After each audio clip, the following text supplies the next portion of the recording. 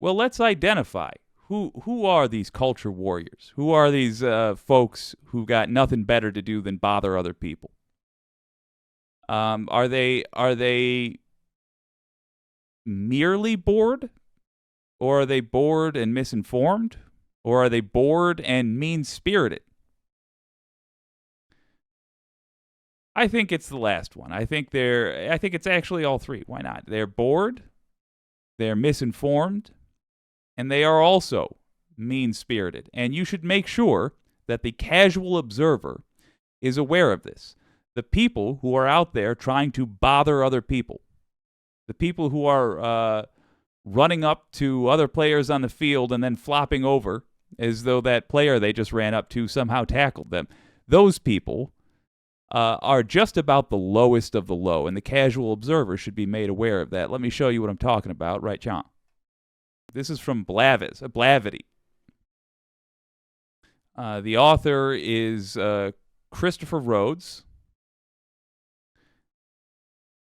Let's have a look. A Miami-Dade County Elementary School banned Amanda Gorman's 2021 presidential inauguration poem from its library bookshelves, moving the book to the middle school section instead.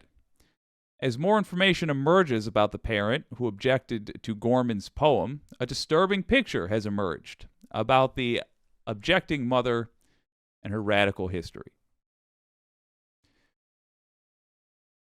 So just to be clear, we're talking about a poem written for a presidential inauguration. The Daily Beast reports that the objecting mother, Daily Salinas, is affiliated with Moms for Liberty, an ultra-conservative group that emerged in Florida to oppose masking and other COVID-19 restrictions. So let's just be clear. Moms for Liberty is a group that got people killed. It's an anti-science, wackadoo group full of dingbats. Idiots for idiocy. That is what Moms for Liberty is. These don't represent moms. They don't represent liberty. They represent being a moron as a hobby. They opposed masking and other safety precautions for COVID-19 before we had any way to fight it,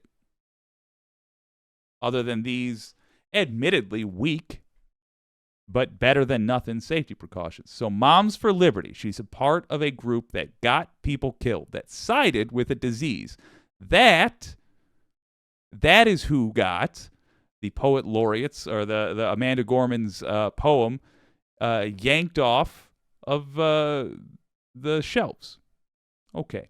The group has since grown into a multi-state organization. This filth is spreading, that has sought to censor content produced for and about minorities. They want to erase minorities from public schools, as well as, that's not an exaggeration, by the way. I realize conservatives exaggerate all the time. Conservatives pretend like Christians are under assault when other people simply want to exist. This is not that. They are actively seeking out anything with minorities in it and trying to get rid of it.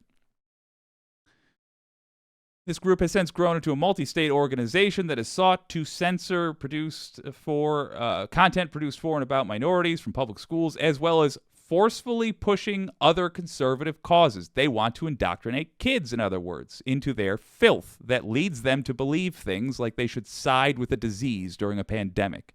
That is who these people are. Be very clear about that when you talk with others about them. They are deserving of no respect. They are deserving of derision at best. Manslaughter charges for their COVID-19 behavior in a fair country. Salinas and other Moms for Liberty affiliates, and another Moms for Liberty affiliate were particular. What? Salinas and another Moms for Liberty affiliate were okay. Particular was forcefully removed for interrupting a sex discussion. Okay. At a 2022 Miami-Dade County School Board meeting, one of many times that Moms for Liberty affiliates have engaged in disruptive or even threatening behavior towards school boards and other officials. That's because these people haven't had any backlash at all to their obscene behavior. And they're going to keep pushing and becoming more and more terrorist-like. Guess what? When you are threatening school boards, that's terrorism. You are using the threat of violence to achieve a political end. Incidentally, it happens to be a foul political end. I might understand it if it was a global warming thing. I might understand the threat of violence then, because it's ultimately about self-defense. This is not. This is just a desire to make life worse for other people. That's all they care about. By the way, I don't approve, under any situation, using terrorist tactics. But I want to be as fair as possible. I would understand it in some cases, even if I disagreed with it. In this, it's not even worthy of that. In addition to being tied to Moms for Liberty, Salinas has also been linked to the Proud Boys. You know, that terrorist group that tried a coup in the United States? The muscle for the coup? People whose job it was to lead the crowds into the Capitol? Those punks. She has been linked to them.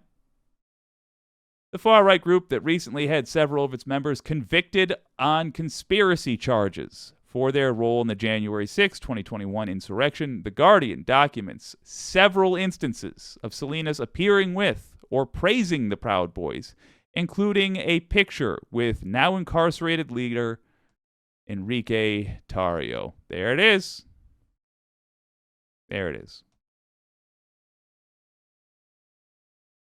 That's who these people are. She has ties to anti-Semitic groups. Oh, why not? Oh, why not? Salinas has also made a series of anti-Semitic posts on Facebook spreading old conspiracy theories. Hey, look at that. Salinas later apologized, oh good, to the Jewish Telegraphic Agency for the post, saying, "I'm not what the post says." So, what can we learn from this? Well, here she is after being called out on her bigotry. She apologized for it and pretended like she didn't really believe the things she said. She just chose to say them for unknown reasons. Salinas really does have a special hatred for black people because she refuses to pull back on her demand that that book be taken out. I don't think the issue here is that she's not a serious person. She isn't a serious person, but that's not the issue. The issue is that we take her seriously. It's that the school board took her seriously. Here's the correct reaction to those kinds of demands. No, we will not remove this book. That's the reaction. You don't put up with this nonsense. We need to be crystal clear. These are the worst people in our society. Which means we need to treat them as the biggest threat. Because it's what they are. So the behavior that is acceptable for our government to do should be defined by how these people are treated. I don't ever want to see another peaceful left activist getting their ribs kicked in by cops when people like Salinas are out there spreading hate, trying to get lynchings started up in America again. I don't want to see it. And what can we do? What can we citizens do? We who do not have the legal ability to use violence, well, good news. It's better. It's more effective. Call them culture warriors. We're going to talk about that more in a moment. And I want to hear what you guys have to say first. But call them culture warriors in the same way left activists or even just people who gave a damn about other human beings used to be called social justice warriors.